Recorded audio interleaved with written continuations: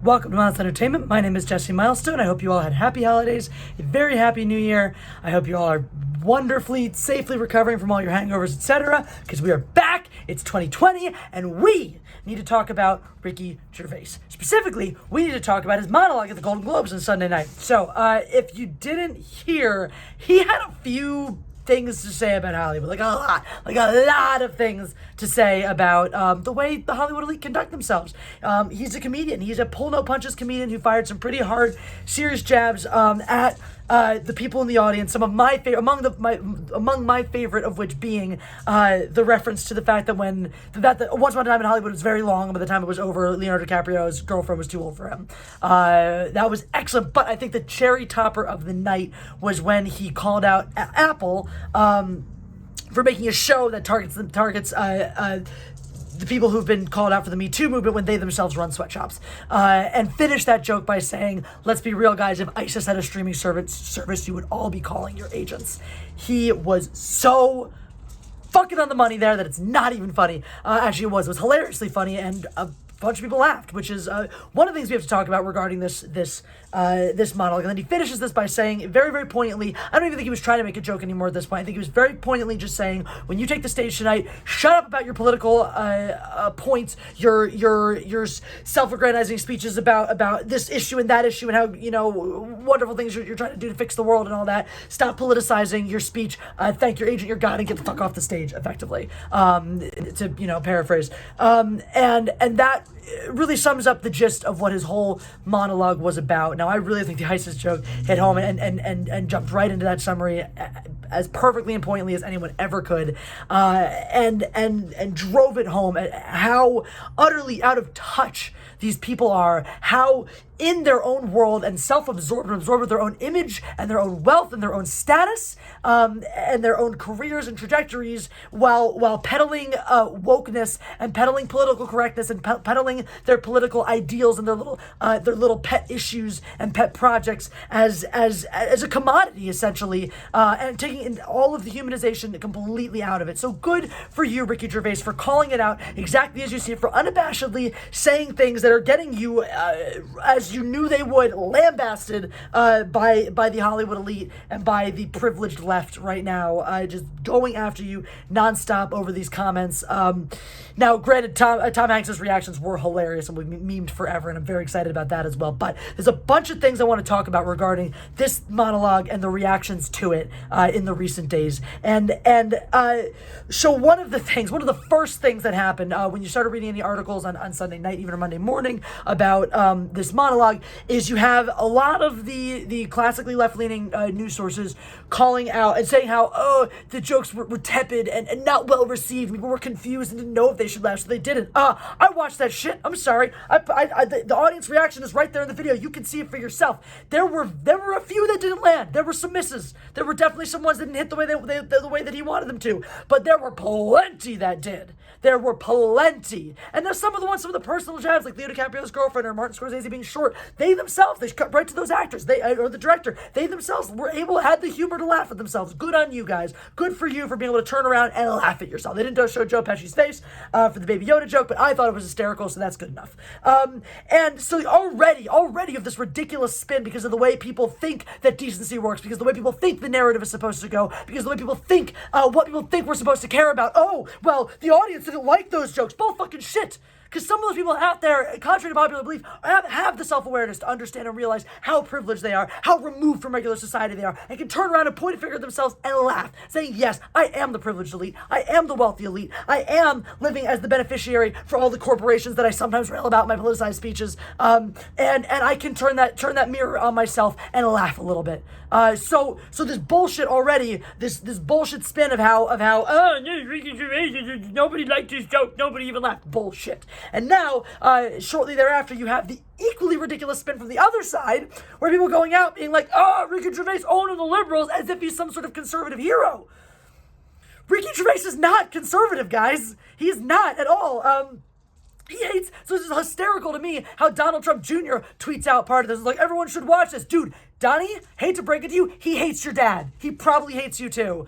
He is not exactly a hardcore conservative. He's very anti-religion, which actually, wokeness kind of falls into that category. So it's no wonder that he's against that, because he's against this. And I don't know how anti-religious he is, but he's against this idea of established religions where we just prescribe ourselves to some higher ideals without actually questioning them or examining them or figuring out how they exist in our lives and how to interact with the regular world around them. And that's what wokeness is. Wokeness is an extremist version of religion, where you have these prescribed set of ideals. You refuse to acknowledge them. You refuse to question them. You refuse to acknowledge anybody else who doesn't also subscribe to them. I mean, it's fanatical religion at its finest. Whether it's fanatical Islam, fanatical Christianity, fanatical wokeness, they all look the same. You refuse to tolerate anybody who isn't you. You think everyone who isn't you is somehow the devil and therefore morally wrong. And if they refuse to accept your ideals, then they deserve to be crucified and never listened to and shot and killed and whatnot, etc. So what Ricky Gervais did, which a lot of people are fucking failing to recognize, people like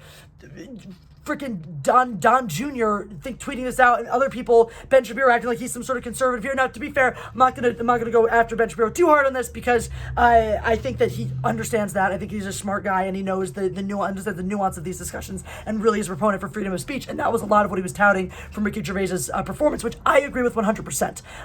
That said, I hope that he turns an eye on himself, and hope anybody, whether you're liberal, whether you're conservative, whether you're somewhere in the middle, who's touting Ricky Gervais's speech as an act of heroism is a great thing. Turn an eye at yourself. Look at the way that your subscription to your personal ideals cause you to act in the same ways, because Ben Shapiro is not innocent in that either. Ben Shapiro has been hypocritical in his own pursuit of his ideology. He's a very smart man. He says a lot of things I agree with. He says some things that I do not, but he has also been hypocritical in his pursuit of his higher ideals. And actually, he did own up to it when it happened, but nobody's perfect. So this idea of hero worshiping or somehow claiming, and that's the thing that really pisses me off about the reaction here, is the claiming versus disowning that's happening in the wake of Ricky Gervais's speech. This is not a partisan speech. This is not about liberal versus conservative, about right-wing versus left-wing, about Republican versus Democrat, which everybody thinks it is now. Everything has to be partisan. You're with me or you're against me. You're in my camp or you're not. You're a weapon for the enemy or you're a weapon on my side. And that's not it. Ricky Gervais is a weapon for none of you people. He is simply going out there and speaking the absolute fucking truth, which is to say, I can make these jokes. I can call it your bullshit. I can call it your hypocrisy. It doesn't mean that I hate you. It doesn't mean that I disagree with everything you stand for. It doesn't even mean that I'm not technically in your ideological camp.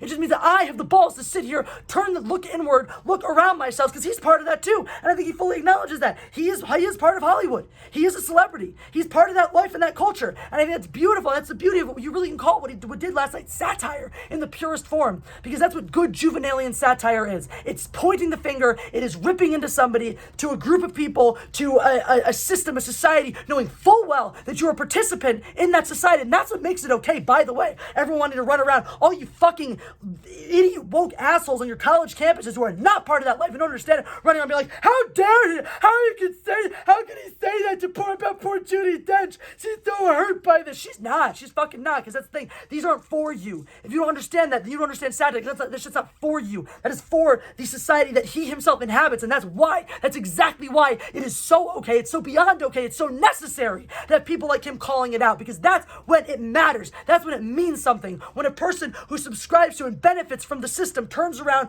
pokes fun at it, and calls it out. That's when it's poignant. That's when it's meaningful. That's the satire we used to have hundreds of years ago before we made things like freedom of speech fucking illegal.